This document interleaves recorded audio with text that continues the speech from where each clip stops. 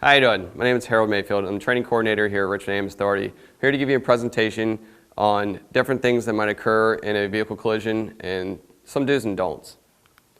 I've been in EMS at Richmond Ambulance Authority for 15 years now. In my time, I've seen multiple vehicle collisions that could have been avoided.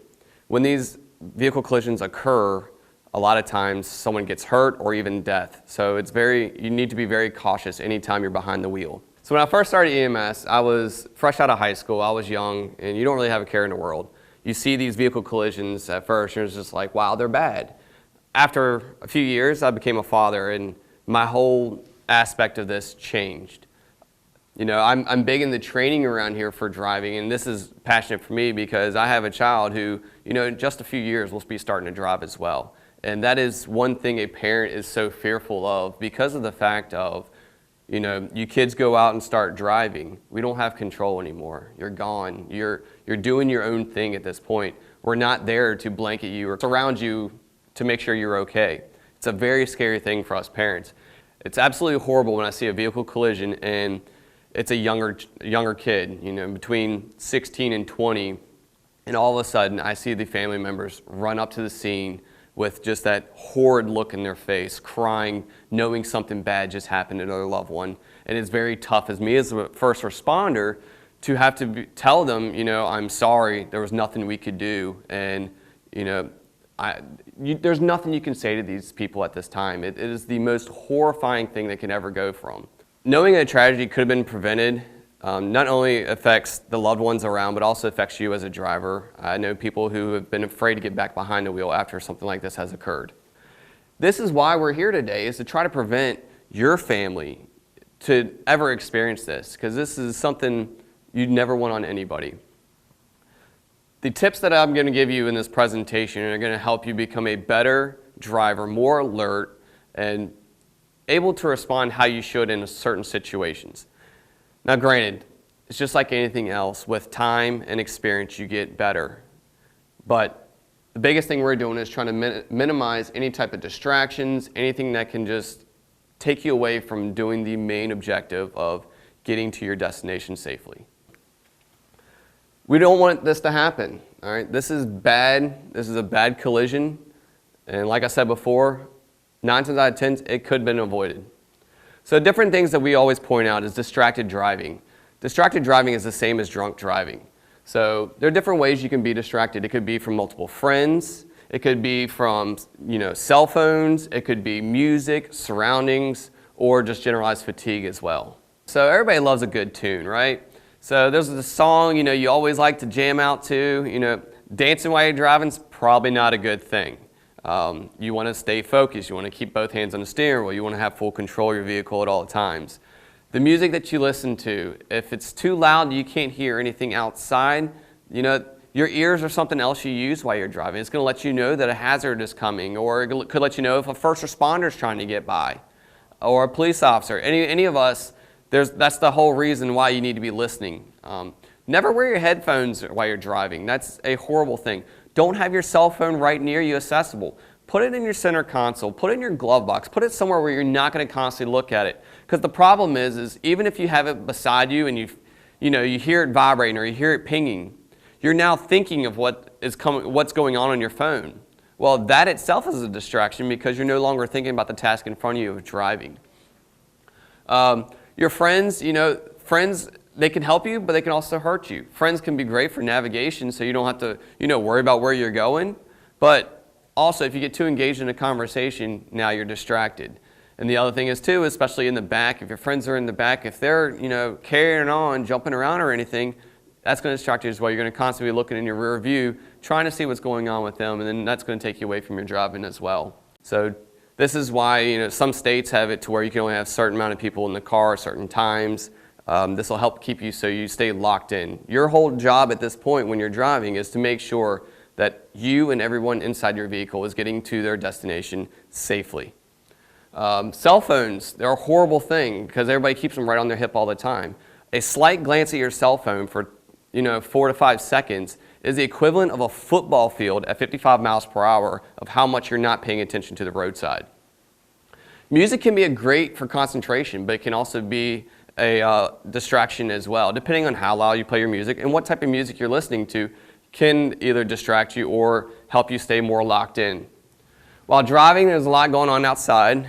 So now the other thing too that we always talk about, it's called rubbernecking, or you see an accident, you start looking, you also start slowing down, you don't even know it.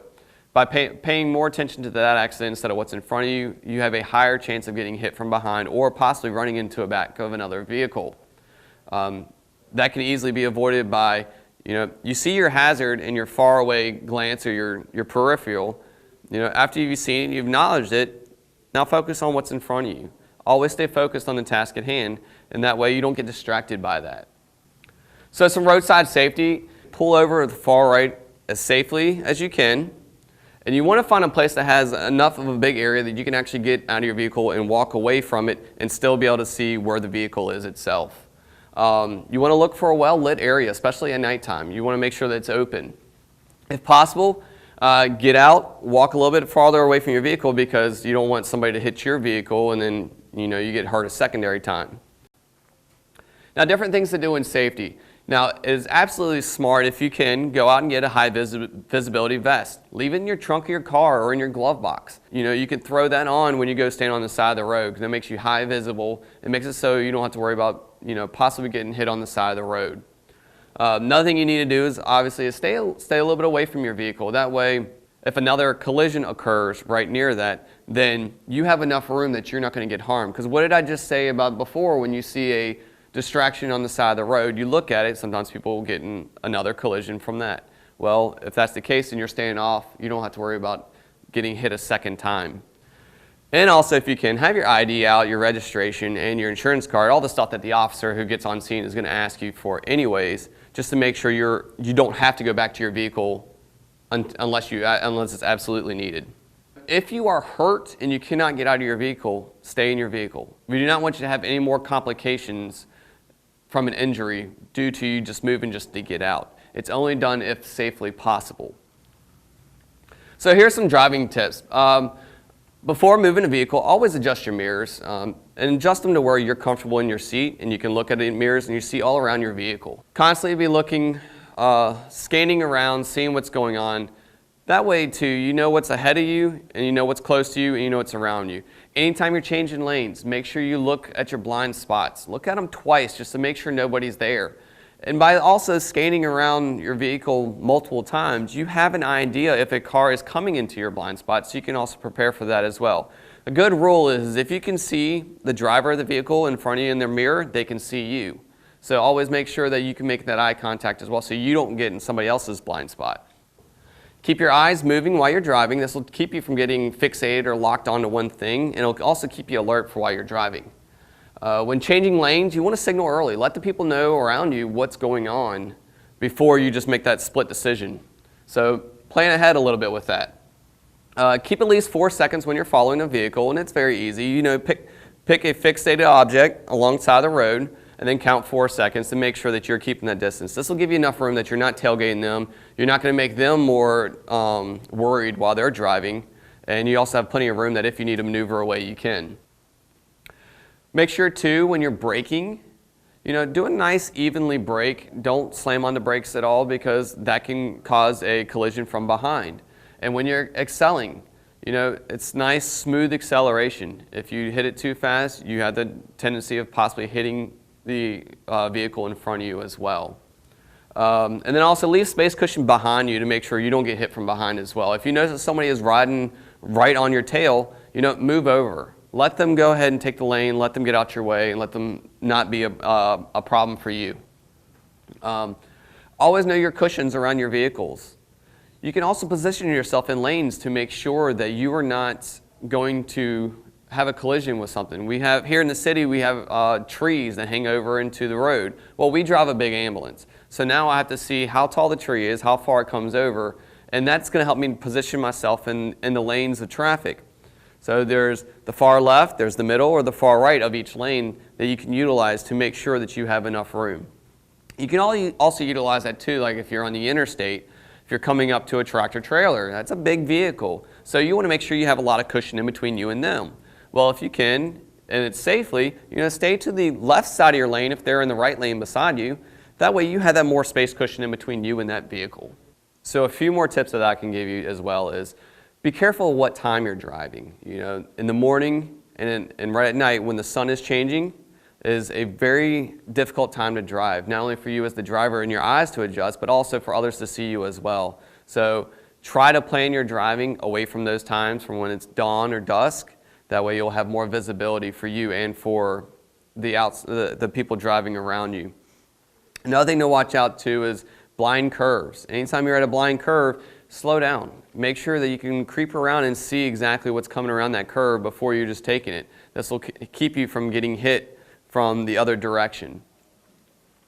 Posted speed signs. Make sure you follow those. I know, a lot of them, it's a bank curve, so it's telling you to slow down a lot. They're telling you this for a reason. You can have full control of your vehicle if you're going that posted speed limit. Anything more than that, you may lose control. Also, pay attention to weather. If you know you're about to drive somewhere and the weather may not be good, plan ahead. Instead of, a normal trip would take me 30 minutes, well, now it's raining outside. Let me plan for 45 or maybe even an hour just to make sure I get there safely. Because the last thing you want to do while you're driving is feel rushed. You want to be calm, cool, and collective the whole time you're driving, and this will help keep you, engaged and making sure that you're safe. Especially if it's snow, sleet, anything like that, you lose your traction while you're driving in these type of conditions. So you need to make sure you're slower. You're giving more time for braking. That 4-second following distance that I talked about earlier, if it's raining or snowing or foggy, you need to extend that more. Give yourself more time to react, because that's the biggest thing is you need to make sure that you can see something and then also react to it in enough time to make sure that you don't get in a collision. So another topic we're going to talk about is tired driving. Tired driving is just like distracted driving. It's the same as drunk driving. You have a delayed response and from when you see something to when you react. So make sure if you know you got to get up early for school in the morning, that you get a good night's sleep and that you wake up early enough that you are alert and ready to go before you get behind that wheel. We need to make sure that you're not getting in the wheel tired, drowsy. That's a problem starting itself. We need to make sure that we're alert and ready to go and ready to perform the task of driving. We always got to make sure that we can see something and do something in an amount of time. Biggest thing is we don't want you to become a statistics. So first the accident, then the hospital, and then sometimes it's death afterwards. So a lot of this information that I've given you in this presentation is the same information that I train our new providers when they come here to Richmond Ambulance Authority. We come across so many collisions throughout our career. I've been here for 15 years. I cannot even count how many vehicle collisions I have seen. And the bad part about it is I don't know a single one that could not have been avoided. Every one of them could have been avoided by, either A, not being tired or distracted, or B, planning ahead and being prepared. We want to make sure that our drivers, when they come in, that they are ready and prepared because they are driving in an ambulance. They are driving a lot each day. So we do this training to make sure that they are prepared and they are able to do their task to drive not only them, but their partners and the patients to a hospital safely. If you follow a lot of these tips, it'll help you make sure that you get from where you're going or from where you started to where you're going in a safely manner. Because the last thing you want to see is me walking up to your vehicle because something bad just happened. And the last thing I want to see is you hurt or see your family coming and me having to tell them there's nothing I can do. Well, thank you guys for listening to what I had to say today, and thank you to Drive Smart Virginia for allowing us to be a partner in this. We definitely appreciate it, and like you, we would like to make sure that our future drivers are safe and don't have any complications along the way.